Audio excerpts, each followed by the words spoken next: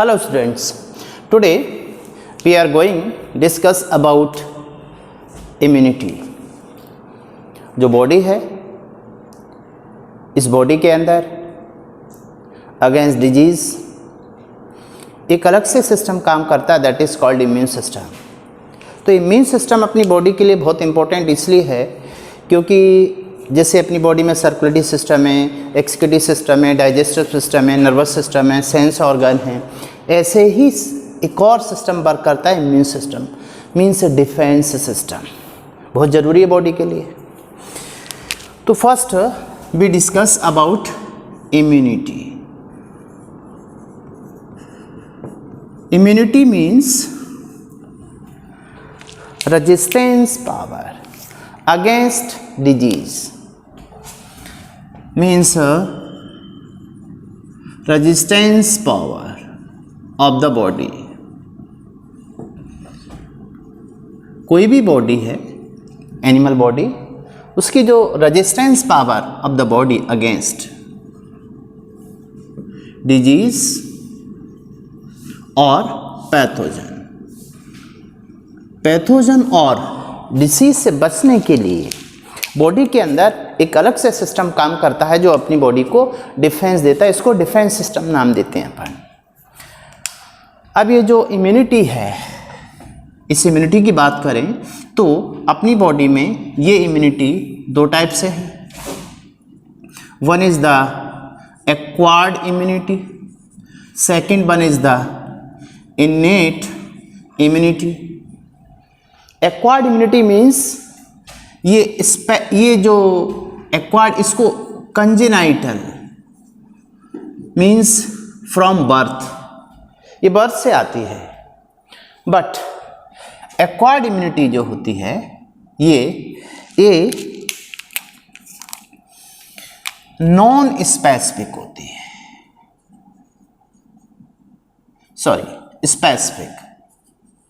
Specific क्यों है वो देखिए। स्पेसिफिक इम्यूनिटी मीन्स बॉडी में जिस टाइप का पैथोजन एंटर करेगा उसी के अगेंस्ट डेवलप होगी। बट ये जो इनेट है ये फ्रॉम बर्थ आती है, ये फ्रॉम बर्थ है, ये बर्थ से होकर ही आती है, बर्थ के साथ ही आती है। और इस इम्यूनिटी में देखें तो क्या क्या इसके कंपोनेंट होंगे इनेट के। बट एक्वायर्ड की बात करते हैं तो एक्वायर्ड एक्चुअल में दो टाइप की है, एक active and second one is the passive. Active passive, active means होता है इसमें बॉडी इटसेल्फ पार्टिसिपेट करती to production of the antibody. Active का मतलब है एंटीबॉडी प्रोड्यूस्ड बाय इटसेल्फ, अपने आप खुद से एंटीबॉडी प्रोड्यूस करती है बॉडी, एक्टिवली पार्टिसिपेट होती है, जिसमें बॉडी का इन्वॉल्वमेंट होता है। बट पैसिव जो होती है इसमें एक्चुअल में क्या होता है, रेडीमेड एंटीबॉडी होती है इसके अंदर, मीन्स बॉडी को एक्टिवली पार्टिसिपेट नहीं करना पड़ता। अब जो एक्टिव है, इस एक्टिव की बात करते हैं तो ये एक्टिव एक्चुअल में दो टाइप की होती है active immunity. One is the natural, means active immunity की भी बात करें तो ये दो टाइप की है, natural and artificial. Natural active immunity कैसे आएगी, देखिए मान लीजिए अपन देखते हैं कि अपने को कोई डिजीज हुआ और अपन ने कुछ नहीं लिया, कोई ड्रग नहीं ली, कोई मेडिसिन नहीं ली, और वो डिजीज, उस डिसीज अपने को हुआ कोई रोग और अपन ठीक हो गए, means after recovery of disease एक क्वेश्चन आता है बॉडी के अंदर ये जो नेचुरल एक्टिव इम्यूनिटी है, नेचुरल एक्टिव एक्वायर्ड इम्यूनिटी है, ये कब प्रोड्यूस होगी, इसको कौन इंड्यूस करेगा, तो इसको पैथोजन इंड्यूस करता है, पैथोजन इंड्यूस्ड यहां इंड्यूस्ड बाय द पैथोजन। ठीक, मींस अब जैसे बॉडी में कोई नेचुरली कोई पैथोजन इंट्रोड्यूस हो गया, उसके against body itself antibody produce करेगी। बॉडी को एक्टिवली पार्टिसिपेट होना पड़ा to production of the antibody, so it is called active. अब यहां जो एक्टिव वाला केस है, पैथोजन इंड्यूस्ड नेचुरल एंटीबॉडी होती है, या दूसरा अपन ऐसा बोल सकते हैं after recovery of disease, after recovery of disease के बाद अपने को इम्यूनिटी आती है। जैसे अपने को रोग हो गया, डिजीज हो गया, कोई बीमारी हुई, उसके बाद अपन नेचुरली ठीक हो गए, इसका मतलब बॉडी ने खुद ही अंदर एंटीबॉडी प्रोड्यूस किया टू किल द एंटीजन और disease causing agent. But artificial में एक्टिव हो, मतलब आर्टिफिशियली अपन बॉडी के अंदर एंटीबॉडी प्रोड्यूस कर पाए in response of antigen.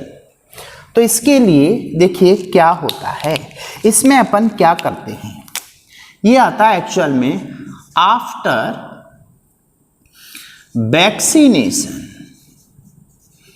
Vaccination के बाद इम्यूनिटी प्रोड्यूस होती है। जो वैक्सीन होता है एक्चुअल में क्या होता है, वैक्सीन एक तरह का सेमी किल्ड और किल्ड या less virulent disease causing agent होता है। फॉर एग्जाम्पल कोई भी आप वैक्सीन ले लीजिए, पोलियो वैक्सीन कॉमन, तो उसमें एक्चुअल में क्या है, उस वैक्सीन में, उस ड्रॉप में 2 बूंद जिंदगी की, उस 2 बूंद में क्या है, पोलियो वायरस है इनएक्टिव फॉर्म में, किल्ड और लिव 2 टाइप की होती है। तो वो जो एंटीजन होता है, पैथोजन होता है, उसको अपन अपनी बॉडी में एंटर कराते, फिर बॉडी का इम्यून सिस्टम उस एंटीजन के अगेंस्ट एक्टिव होता है, सेल्फ एक्टिव है, एंड एंटीबॉडी प्रोड्यूस। तो ये आफ्टर वैक्सीनेशन अपन किसी भी टाइप की एंटीबॉडी को प्रोड्यूस करवा सकते हैं, डिपेंड करता है अपन ने किस टाइप का उसमें एंटीजन इंट्रोड्यूस किया। वैक्सीन, कंसेप्ट ऑफ वैक्सीन है ये। दूसरा रेडीमेड एंटीबॉडी, मीन्स ये भी 2 टाइप की है। One is the natural and artificial. Natural and artificial ये क्या है भाई, नेचुरल एंड आर्टिफिशियल। तो देखिए नेचुरल जो natural acquired immunity passive, naturally ही बॉडी में प्रेजेंट हों, उसमें बाहर से अपन को नहीं इंट्रोड्यूस करना पड़े। देखिए कैसे, आईजी, इसमें अपन देखते हैं इसका एग्जाम्पल।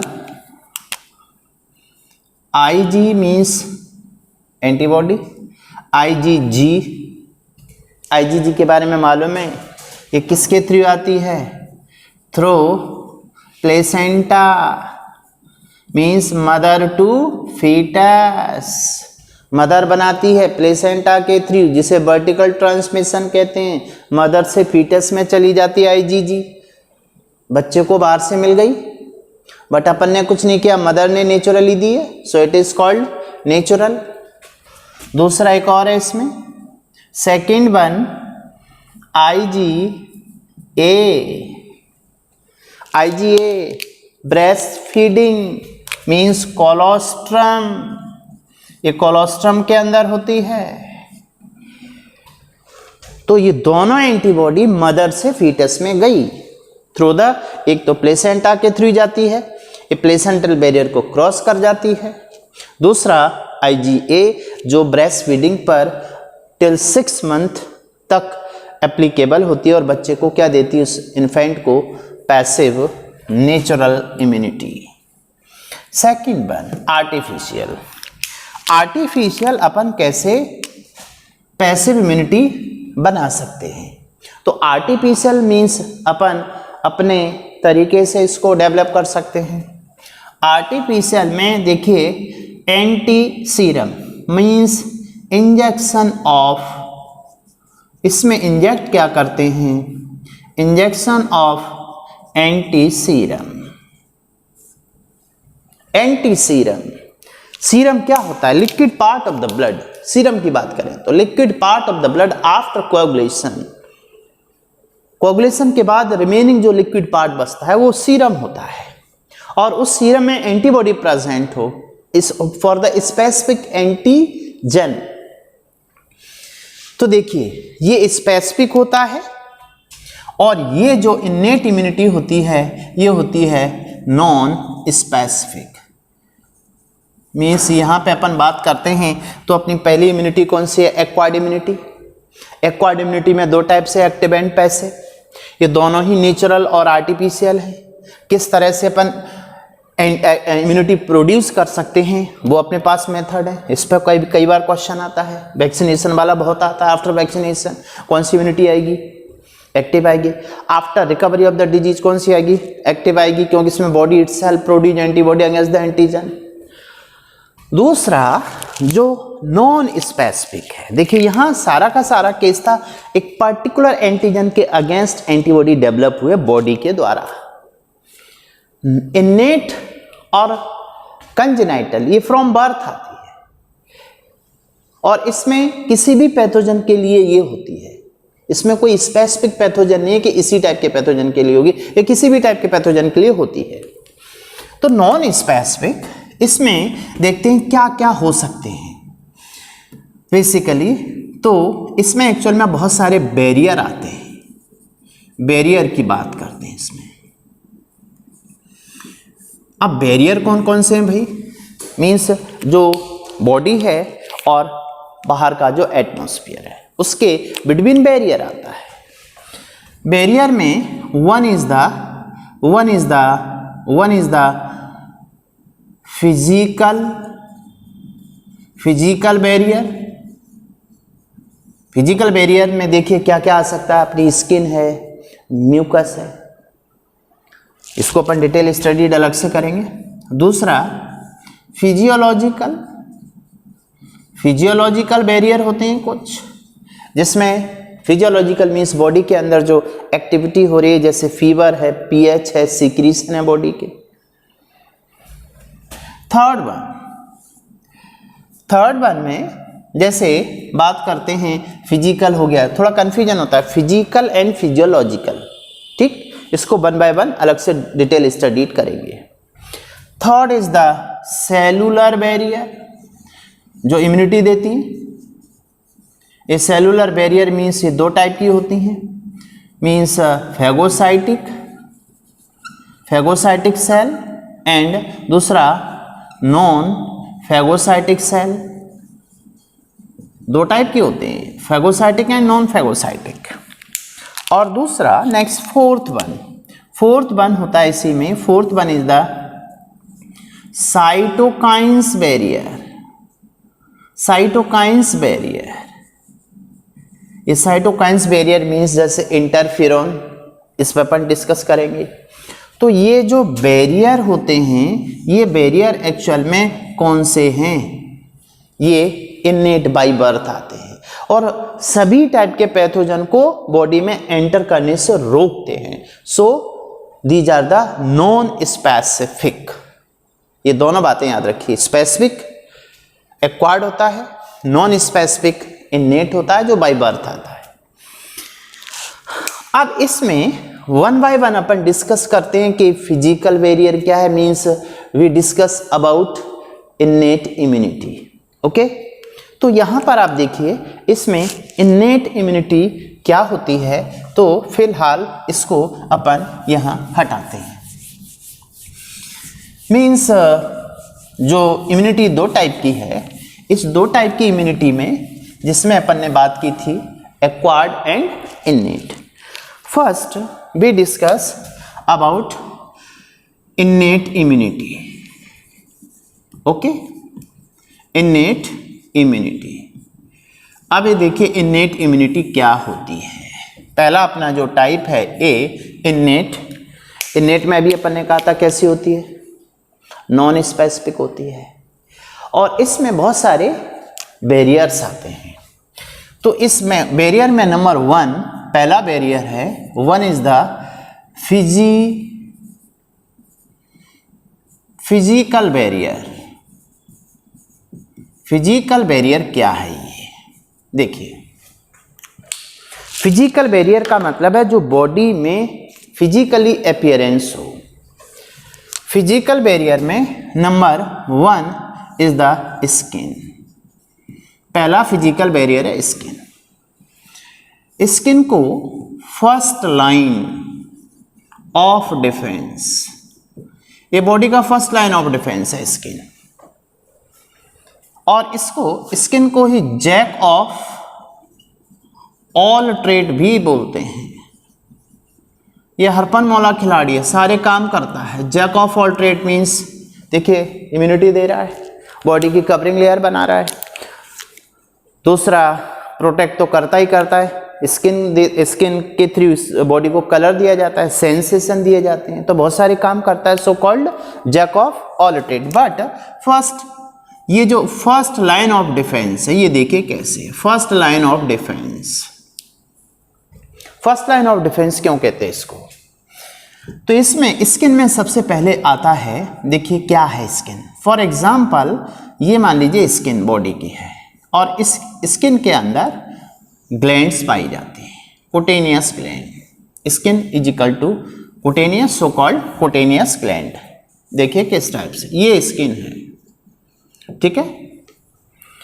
और स्किन में 2 लेयर होती है, एपिडर्मिस एंड डर्मिस। जो लेदर है वो डर्मिस है, आउटर लेयर जो है वो है एपिडर्मिस। तो अभी उस पर अपन डिटेल स्टडी नहीं करते। फॉर एग्जाम्पल इतना समझ लेते हैं कि ये इतना पार्ट एपिडर्मिस है, इसमें भी 5 लेयर्स होती हैं, एपिडर्मिस में भी 5 लेयर होती है। और इसका जो ये कनेक्टिव टिश्यू ये डर्मिस है, ये स्किन है। Dermis plus epidermis collectively called skin. अब इस स्किन में देखते हैं कुछ ग्लैंड्स पाई जाती हैं, जैसे ये देखिए ये हेयर फॉलिकल है, and second one is the ये coiled tubular gland. Coiled tubular 2 type की ग्लैंड होते हैं अपनी स्किन में। इस हेयर फॉलिकल में जो ग्लैंड ओपन होती है this is the sebaceous gland. Sebaceous gland या ऑयल ग्लैंड कहते हैं इसको, सीबम सीक्रेट होता है। एंड दिस इज स्वेट, ये पसीने वाली ग्लैंड है, इससे स्वेटिंग होती है स्किन में, जो बॉडी टेम्परेचर को मेंटेन करती है। क्योंकि अपन एक्चुअल में कौन से एनिमल है, कोल्ड ब्लडेड या वार्म ब्लडेड? अपन कांस्टेंट एनिमल है टेम्परेचर को लेके, मींस वार्म ब्लडेड। और अपनी बॉडी का टेम्परेचर फिक्स रहना चाहिए, कांस्टेंट रहना चाहिए। इसके लिए अपनी बॉडी में ब्रेन कंट्रोल करता है, hypothalamus. Temperature regulating centre are present in the hypothalamus. तो हाइपोथैलेमस के थ्रू इंपल्स जाते हैं। मान लीजिए गर्मी है तो ऐसे में स्वेटिंग होगी, कोल्ड क्लाइमेट है सिबरिंग होगी।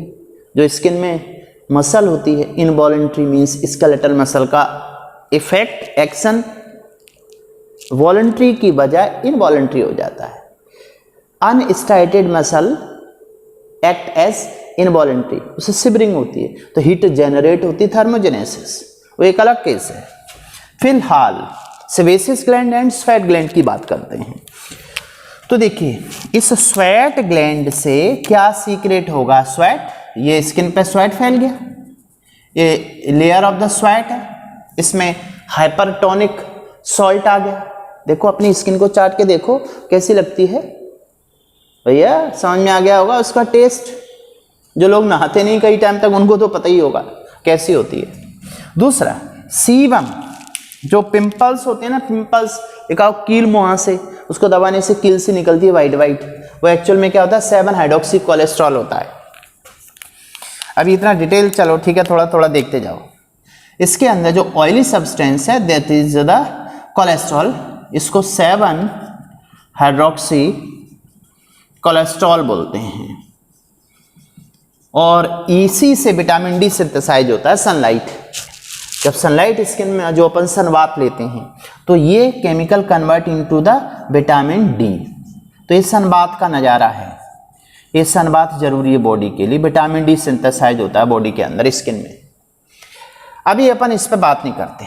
अब आप देखिए यहाँ से सीक्रेट हुआ सीबम और ये पूरा स्किन पे फैल गया। तो ऑयली स्किन, देखा हो कुछ लोगों की स्किन ऑयली होती है तो उनकी स्किन में क्या ज़्यादा होती है, सेबेसियस ग्लैंड, और सेबेसियस ग्लैंड का इन्फ्लामेशन क्या होता है, पिंपल, एक्ने। अब बात ये उठ रही है इस स्किन की सरफेस पर यहाँ पर एक हाइपरटोनिक सॉल्यूशन डेवलप हो गया, हाइपरटोनिक लेयर डेवलप हो गई। अब देखिए बैक्टीरिया का क्या हाल होने वाला है। कोई बैक्टीरिया यहाँ पर आया, कोई पैथोजन आया, ये तो इस हाइपरटोनिक सॉल्यूशन में इस पैथोजन की, इस बैक्टीरिया की क्या हो जाएगी, बोलो, सॉल्यूशन, यानी कि इस बैक्टीरिया के अंदर हाइपो और बाहर हाइपर, तो movement of the water from hypo to hyper means exosmosis. बताओ एक्जोस्मोसिस होगी या एंडोस्मोसिस, ही बताओ पहले। इसकी एक्चुअल में हो जाएगी एक्जोस्मोसिस, और एक्जोस्मोसिस से क्या होगा, बैक्टीरियल सेल बस्ट हो जाएगी, बैक्टीरिया बस्ट हो जाएंगे, यहाँ पे फट जाएगा एक्जोस्मोसिस की वजह से। दूसरा एक और होता है इसमें, जो स्किन है, इस स्किन की जो पीएच है, pH of the skin 3 to 5, देखिए ये एसिडिक मीडियम हो गया। तो acidic medium and hypertonic solution दो ऐसे फैक्टर हैं जो किसी भी पैथोजन को एंटर करने से रोकते हैं थ्रू द स्किन।